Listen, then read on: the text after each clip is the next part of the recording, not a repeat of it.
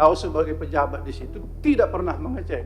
Tuntasnya penyelenggaraan ibadah haji tahun 2024 masih dibayang-bayangi sejumlah catatan evaluasi. Sepak terjang fungsi pengawasan DPR pun berlanjut di meja rapat panitia khusus angket haji.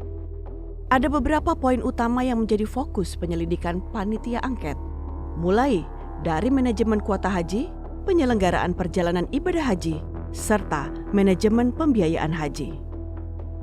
Kuota haji menjadi pembahasan yang tajam dalam rapat Pansus Angket Haji tanggal 21 Agustus 2024. Rapat ini menghadirkan Dirjen Penyelenggaraan Haji dan Umroh atau PHU Kementerian Agama Hilman Latif sebagai saksi.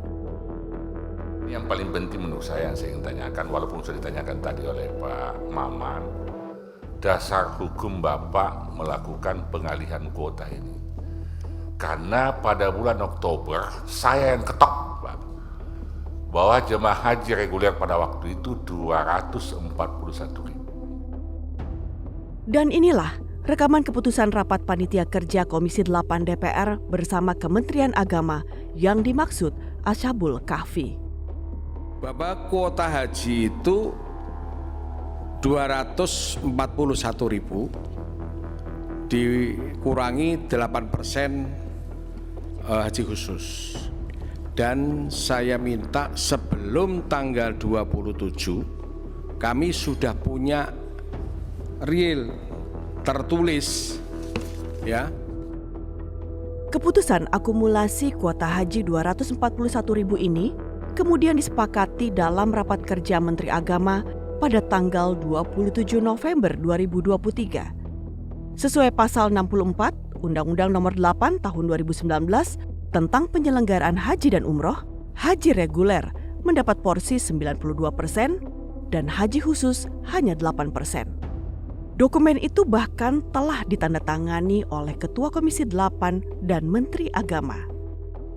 Namun saat rapat Pansus Haji, Hilman Latif berdalih, menurutnya Menteri Agama dapat merubah alokasi kuota tambahan melalui ketentuan pasal 9 Undang-Undang Nomor 8 Tahun 2019 tentang penyelenggaraan haji dan umroh. Pasal 9 Undang-Undang 8 Tahun 2019 ya, terkait dengan kewenangan menteri. Jelas? Gimana bunyinya? Jadi memberikan kewenangan Menteri Agama untuk menetapkan kuota haji tambahan. Pada akhirnya Menteri Agama membagi rata 20.000 kuota haji tambahan yang diberikan Arab Saudi. Disinilah letak permasalahannya. Haji khusus yang semula hanya mendapat kuota 8%, yakni sebesar 19.280, justru mendapat 27.680. Jumlah kuota itu melanggar kesepakatan rapat panja sekaligus menabrak pasal 64 Undang-Undang Penyelenggaraan Ibadah Haji dan Umroh. Tak heran bila dalil yang dipakai Dirjen PHU Kemenak mudah dipatahkan. Ini hati-hati Pak Dirjen. Keputusan rapat atau kesimpulan rapat sebagaimana kekuatannya di dalam Undang-Undang MD3 tadi pasal 64 ayat 7 ayat 8 ayat 9 itu Pak. Kalau Bapak langgar itu sama kalau apa contempt of parliament itu Pak. Sebab inilah yang menjadi rujukan keluarnya Perpres. Saya tanya sama Bapak, betul nggak ini yang menjadi rujukan keluarnya Perpres? Perpres itu tidak akan keluar kalau tidak ada kesimpulan rapat. Kesimpulan rapat itulah yang Kementerian Agama langgar. Kalau kami mengapalkan lagi, ini bisa contempt of parliament nih Pak. Kemelut selanjutnya terjadi dalam pembahasan sistem komputerisasi haji terpadu atau Siskohat. Siskohat merupakan jantung pelayanan untuk masyarakat yang akan berangkat haji. Namun tak disangka, sistem ini sangat mungkin dimanipulasi oleh oknum pegawai.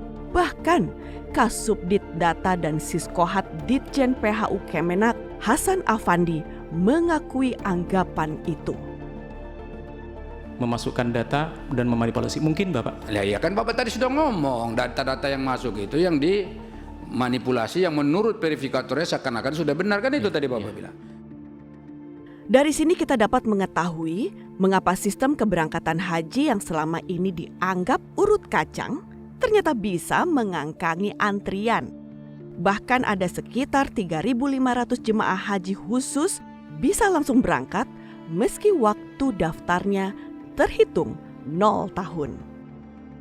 Hal itu semakin terekspos dalam rapat pansus bersama Kasubdit Pendaftaran dan Pembatalan Haji Reguler Amir Hamzah. Berapa yang mendaftar tahun 2023, berangkat 2023? Berapa? Ada 14 Pak. Itu siskohat nggak? Nomor urut nggak itu? Tidak Pak. Berarti bisa kan? Ya. Baru mendaftar, bagaimana caranya dia berhak lunas? Baru mendaftar, caramu ke dia mengumumkannya bagaimana?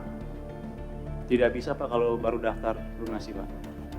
Kau sudah mengaku 14 orang, gimana? Oh yang 2023 Pak. Sama urusan ini haji ini sejak kau di situ. Kau jangan bolak-balik dong. Untuk 2023 optimalisasi itu sesuai dengan usulan Kanwil Provinsi Pak. Kenapa tidak sesuai urutan? Tapi kau bilang tadi sesuai urutan. Berarti kau sebagai pejabat di situ tidak pernah mengecek. Pernyataan ini menjadi bukti bahwa Siskohat memiliki celah untuk dilakukan perubahan keberangkatan secara manual. Tim Pansus Haji DPR bahkan melakukan penyelidikan hingga ke kantor Siskohat Kementerian Agama pada 4 September 2024. Bahwa siskohat yang mereka sebut itu tidak bisa dijebol, tidak bisa diutak-atik, ternyata bisa. Baik itu di sistem yang siskohat untuk reguler maupun siskopatuh yang untuk haji khusus, semuanya bisa. Pansus Angket Haji turut memanggil staf khusus Menteri Agama Isfah Abid Aziz. Pada kesempatan ini dibahas mengenai perubahan anggaran haji yang awalnya 8,2 triliun menjadi turun 7,8 triliun rupiah. Berubahnya alokasi kuota haji menjadi penyebabnya. Anggota Pansus Haji mengkritisi perubahan anggaran yang tidak dilakukan melalui rapat panja haji. Pada momen ini, staf khusus Menteri Agama juga dicecar terkait adanya dugaan tindak pidana dalam layanan penyelenggaraan haji. Anda sudah dilaporkan oleh beberapa vendor, tidak vendor tahun ini juga, tapi vendor tahun lalu, haji yang lalu, vendor-vendor yang tidak kompatibel, dan vendor-vendor yang nakal, dan sudah dilaporkan di pihak aparat penegak hukum, dan bahkan Anda juga terlibat di sana. Mohon izin vendor apa Pak?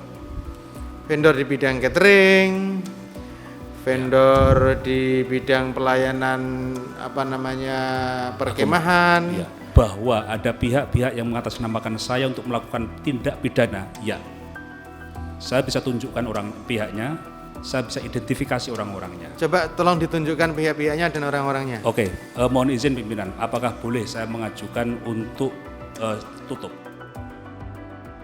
Sekelumit masalah yang ditemukan Pansus Angket Haji sejatinya bukan untuk menjatuhkan atau mendiskreditkan pihak tertentu.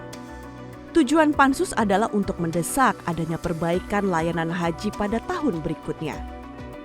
Oleh karenanya, Pansus Haji turut memanggil Menteri Agama Yakut Khalil Qaumas guna mengklarifikasi terkait temuan penyimpangan. Namun upaya Pansus Haji bertepuk sebelah tangan. Menteri Agama mangkir dari pemanggilan tim Pansus Angket Haji.